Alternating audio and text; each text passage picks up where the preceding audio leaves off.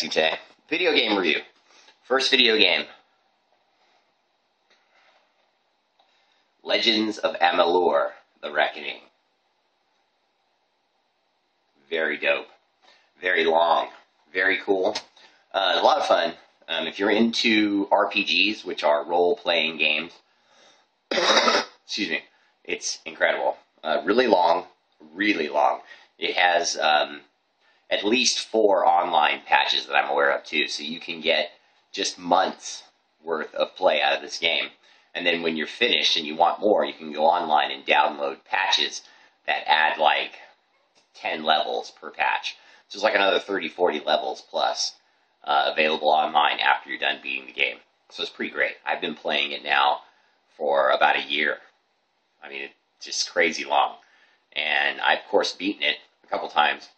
But with the patches, I've even beaten a couple of the patches, and then a couple of them I still haven't even played yet, just because the game's just so freaking long. And I've been playing other stuff and enjoying that game so much that I'd play other stuff and then come back to that game. So again, Legends of Amalur, really good game. Oh, and just an interesting side note, the company that developed it is called 38 Studios. 38 Studios is named that after the baseball player who wore number 38, Curt Schilling, for the Boston Red Sox. And he's now flat broke. It's a shame. The game was an incredible hit, and yet he's broke. Because he just didn't, I just don't think as a businessman he understood the kind of invisible costs that are associated with a endeavor like that. And he's gone bankrupt, he's laid off all his employees, it's sad. But the game's a tremendous hit. Can you believe that? You go into the video game industry with all these millions you made from playing professional baseball to make a game. It's a hit, and you're still broke. I feel bad for him. Anyway, next game. And there's no broke-ass developer story with this one. Sorry. The new Transformers game, Fall of Cybertron.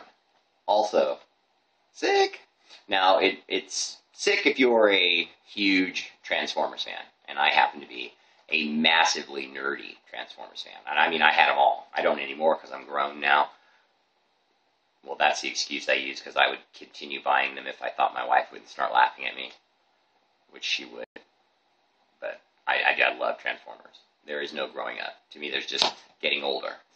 I love the Transformers. I think they're awesome. I just think there's something cool about all the and they drop and change and stuff. I just think it's radical.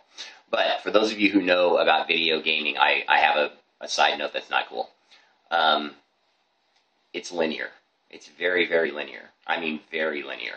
And for those of you who don't know what that means, I'll just briefly explain. Linear is like a train on train tracks. If you're on a train and you're going somewhere, you can't look at a town out your window and decide that you're going to deviate and go left and go see what that town's about, because the train tracks don't go that way. That's how this game is. Once you're in the game and you're playing, you're on a set of tracks, and you really can't go anywhere else. You can only do what the story dictates that you do. So it kind of sucks in that way, because like you're this awesome Transformer and you see a fight over here or something you want to investigate, you can't. You're stuck with just doing what the story progresses you forward to do. Now, granted, the story, though, is sick. I mean, and the scenes are sick. There's cut-ins where you have no control, where you just watch what happens, and it's awesome. It's just creative and fun, and again, if you like the Transformers at all, sick. Oh, and just one last note on both games, the graphics are top-notch. Good luck.